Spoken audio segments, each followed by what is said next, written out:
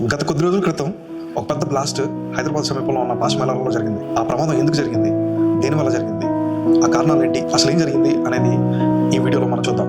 Video చివరి వరకు చూడండి. మా ఛానల్ మీకు ఇన్ఫర్మేటివ్గా అనిపిస్తే ఖచ్చితంగా సబ్స్క్రైబ్ చేసుకోవడం మర్చిపోవద్దు. Hello everyone, welcome to destiny communications and news analysis. సుగర్చే ఇండస్ట్రీస్ 35-year-old కంపెనీ 40 నుంచి 60 దేశాలకు తమ తయారు చేసే ప్రోడక్ట్స్ని ఆ దేశాలకు పంపిస్తుంది. ఈ కంపెనీ తయారు చేసే ప్రోడక్ట్ ఫార్మాసిటికల్స్కి, కాస్మెటిక్స్కి, ఫుడ్ ఇండస్ట్రీలో కూడా వాడతారు.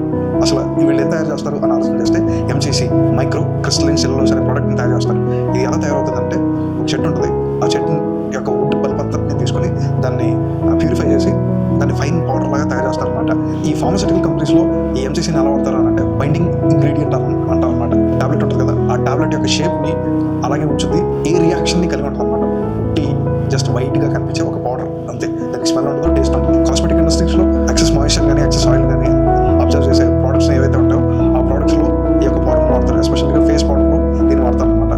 అండ్ ఫుడ్ ఇండస్ట్రీస్కి వచ్చేసప్పటికి ఈ సాసెస్, ఐస్ క్రీమ్స్, లో ఫ్యాట్ ప్రోడక్ట్స్ ఏవైతే ఉంటాయో దానిలో థిక్నింగ్ ఏజెంట్గా లేకపోతే టెక్స్చర్ని మెయింటైన్ చేయడానికి ఈ యొక్క ప్రోడక్ట్ని వాడతారు. ఇది మామూలుగా వినడానికి సేఫ్టీగా అనిపిస్తున్నప్పటికీ అంటే ఈ ఎంసీసీ పౌడర్ అనేది ఒక పెద్ద విధ్వంసాన్ని కూడా సృష్టించగలదు. అది ఎలా అంటే, మన జరిగిన ఇన్సిడెంట్ దానికి బెస్ట్ ఎగ్జాంపుల్. ఇన్వెస్టిగేటర్స్ దీని గురించి ఇన్వెస్టిగేట్ చేస్తూ ఏమన్నారంటే, ఇది డస్ట్ ఎక్స్ప్లోజన్ వల్ల జరిగిన ప్రమాదం, ఇది రియాక్టర్ ఫెయిల్యూర్ వల్ల అయింది కాదు అని చాలా స్పష్టంగా చెప్తున్నారు. ఎందుకు అంటే, ఇది డ్రైయింగ్ యూనిట్లో ఈ యొక్క ఎక్స్ప్లోజన్ అనేది జరిగే అవకాశం ఎక్కువ ఉంటుంది.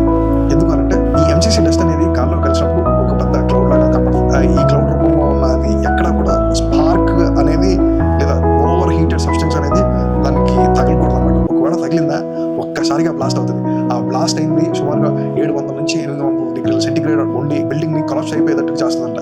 ఈ యొక్క ఇన్సిడెంట్ లో అలాగే జరిగింది. 3 నుంచి 4 ఫ్లోర్లు ఉన్న ఈ బిల్డింగ్ కుప్పకూలిపోయింది. దానిలో ఆ షిఫ్ట్ లో 140 మంది పనిచేస్తున్నారు. ఆ 140 మందిలో సుమారు 45 మంది చనిపోయారు, 33 మంది గాయాలు పాలయ్యారు. అది కూడా కాలిన గాయాలు. ఆ కాలిన గాయాలతో చికిత్స పొందుతున్నారు. దానిలో కొంతమంది ఆ బిల్డింగ్ కింద ఇరుక్కుపోయి ఆ మంటల్లో కొంతమంది యొక్క బాడీ పార్ట్స్ అనేవి చిందరవందరగా పడిపోయాయి.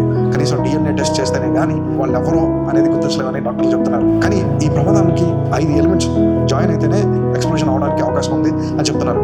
దీన్ని డస్ట్ ఎక్స్ప్లోజన్ పెట్టగా అంటున్నారు. ఎంసీసీ పౌడర్ కావాలి, ఈ డస్ట్ ని సస్పెండెడ్ చేసే ఎయిర్ డ్రైయింగ్ యూనిట్ ఏదైతే ఉందో ఒక కన్ఫైన్డ్ స్పేస్ అయి ఉండాలి. ఇగ్నిషన్ సోర్స్ ఏదో ఒకటి, ఆ స్పార్క్ కానీ హాట్ సర్ఫేస్ కానీ అక్కడ ఉండాలి. వీటన్నిటికీ తోడు ఆక్సిజన్ ఉంటే అప్పుడు ఈ బ్లాస్ట్ అనేది జరిగే అవకాశం ఉంటుంది. లేకపోతే జస్ట్ పుట్టి పౌడర్ అనేది అలా చల్లినట్టు ఉంటుంది అని చెప్పేసి చెప్తున్నారు. ఈ ఇండస్ట్రీలో ఏదైనా ప్రమాదం ఎలాంటిది ముందు జరిగిందా అంటే, ఈ స్థాయిలో జరగలేదు కానీ ఒక పెద్ద ప్రమాదం 2019లో జరిగింది అని అధికారులు చెప్తున్నారు. ఆ పాష్మేళాలో ఇండస్ట్రీ ఏరియా అనేది హై రిస్క్ ఏరియా. రెగ్యులర్గా ఫైర్ యాక్సిడెంట్స్ అనేవి జరుగుతూనే ఉంటాయి. గత 8 సంవత్సరాల్లో 23 ఇండస్ట్రియల్ ఫైర్స్ జరిగినాయి. అండ్ చిన్న చితకవి 2 రోజులకోసారి 3 రోజులకోసారి ఖచ్చితంగా జరుగుతూనే ఉంటాయి అని చెప్పేసి అని అన్నారు. ఈ ప్రమాదానికి మరికొన్ని కారణాలు ఏంటి అని ఆలోచన చేస్తే, అవుట్డేటెడ్ మిషనరీ, హీట్ సెన్సార్స్ ఉంటాయి. హీట్ సెన్సార్స్ అనేవి అక్కడ ఉన్నాయా లేదా అనేది తెలియదు. ఏదైనా ప్రమాదం ఎలా జరుగుతుంది అని అనుకున్నప్పుడు ఆ స్థాయిలో ఆటోమేటిక్గా షట్ డౌన్ అయ్యే సిస్టమ్స్ ఏమైనా ఉన్నాయా లేదా అనేది కూడా తెలియదు అనమాట. ఈ 3 కూడా ఆ యొక్క ప్రమాదానికి కారణం అని చెప్తున్నారు. ఈ ప్రమాదం జరిగిన వెంటనే పోలీసు వాళ్ళు, ఫైర్ డిపార్ట్మెంట్, SDRF, NDRF అందరూ ఆ సైట్లో వచ్చేసి రెస్క్యూ ఆపరేషన్ స్టార్ట్ చేశారు. తీసుకొచ్చే ప్రయత్నం చేస్తున్నారు. కాలిపోయి ఉన్నారు వాళ్ళందరినీ హాస్పిటల్కి పంపించారు. బాడీ పార్ట్స్ని బట్టి DNA టెస్ట్లు చేసి ఆయా కుటుంబాలకి ఆ యొక్క బాడీస్ని ఇచ్చే ప్రయత్నం చేస్తున్నారు.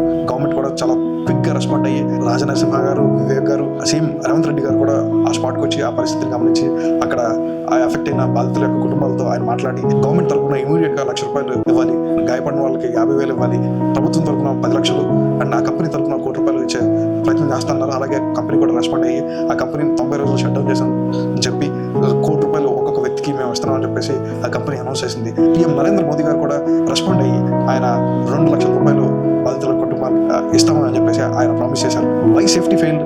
ఆల్రెడీ అది ఎస్టాబ్లిష్ కంపెనీ కదా, మరి ఆ కంపెనీలో సేఫ్టీ నామ్స్ ఉంటాయి కదా, ఆ సేఫ్టీ ఎందుకు ఫెయిల్ అయింది? What needs to change? అప్పటికే ఎస్టాబ్లిష్ అయిన కంపెనీ కదా, ఇంకా ఎలాంటి మార్పులు తీసుకురావాలి అని ఆలోచన చేస్తే, ఇలాంటి ట్రాజడీస్ కనుక ఫ్యూచర్లో మళ్ళీ రిపీట్ అవ్వకూడదు అని అంటే కొన్ని నాన్ నెగోషియబుల్ స్టెప్స్ అనేవి ఖచ్చితంగా తీసుకోవాలి.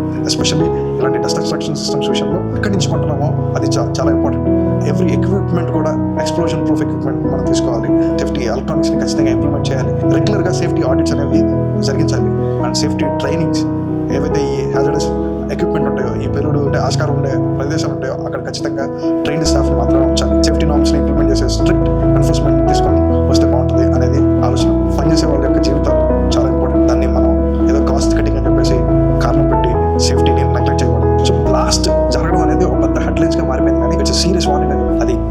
అందరూ గమనించాల్సిన ఒక హెచ్చరిక. 40 మంది చనిపోవడం అండ్ వాళ్ళ కుటుంబాలు చెదరిపోవడం అనేది చాలా బాధాకరమైన విషయం. ఇది అందరికీ ఒక గుణపాఠం నేర్పుతుంది. అదేంటి అని అంటే ఇండస్ట్రీ సేఫ్టీ అనేది మొదటి ప్రాధాన్యతగా పట్టాలి, లేకపోతే ఇలాంటి ప్రమాదాలు జరిగే అవకాశం ఉండి తీరుతుంది. సో మీరేమంటారు? మీ యొక్క ఒపీనియన్ ని కామెంట్ రూపంలో తెలియజేయండి. మా యొక్క వీడియో కనుక మీకు నచ్చినట్లయితే లైక్ చేయండి, షేర్ చేయండి, సబ్స్క్రైబ్ చేసుకోండి. Signing off, కేలబ్ Levi, destiny communications.